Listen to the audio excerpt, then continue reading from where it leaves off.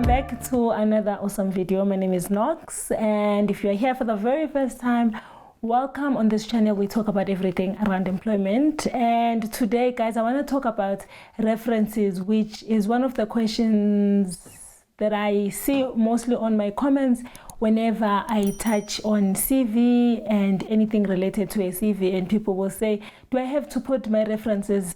First things first, I did a video on how to select your references. If that is one thing that you are just thinking, how do I select, who do I select? And once I've selected, how do I then make sure that my references are what is needed, and the people that I've selected will speak what they're supposed to speak to help you secure that job. I'm going to link that video at the end of the video. And today I want to talk about references. Are they important? Should I, or should you then include the part that says references on your CV and list them? Okay, number one, a CV is for you to market, to sell yourself to a potential employer because there's a position and you are going to fit in that. So you not putting your references will not do any effect. So your CV, if it doesn't have references, it doesn't mean that you're not going to get shortlisted.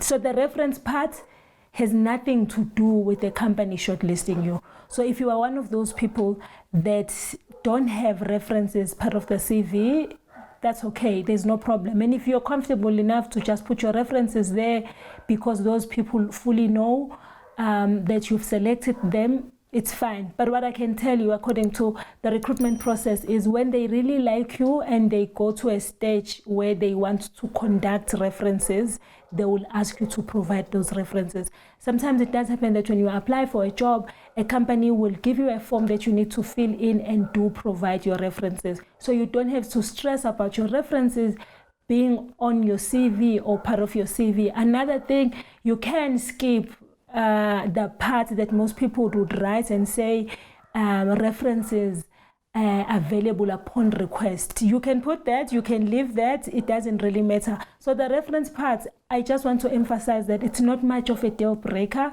when it's not on your CV, because when a company wants to conduct those references, they will ask you to provide those references. And if you feel like you are not sure how to select, who should you select, and once you have selected, how do you brief them? What's important when it comes to selecting references? I did a video. It's titled How to Select Your References. Okay, I'm covering this because some time back when I was sourcing, I got someone's CV, and when I asked to confirm references, they started telling me stories. Nox, listen, I know the CV that I submitted has references, but I've changed the person that I want. So maybe to save you time to find yourself feeling like you need to explain that you want to provide a different reference than the one that is part of your CV, maybe just skip the references, and maybe just skip it's available upon request, because we in recruitment will tell you when we want the references, especially when you've worked and you've got experience, you did report to someone,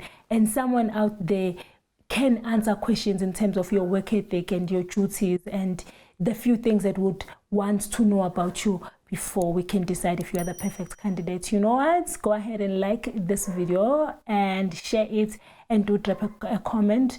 Otherwise, I'll see you on another awesome video.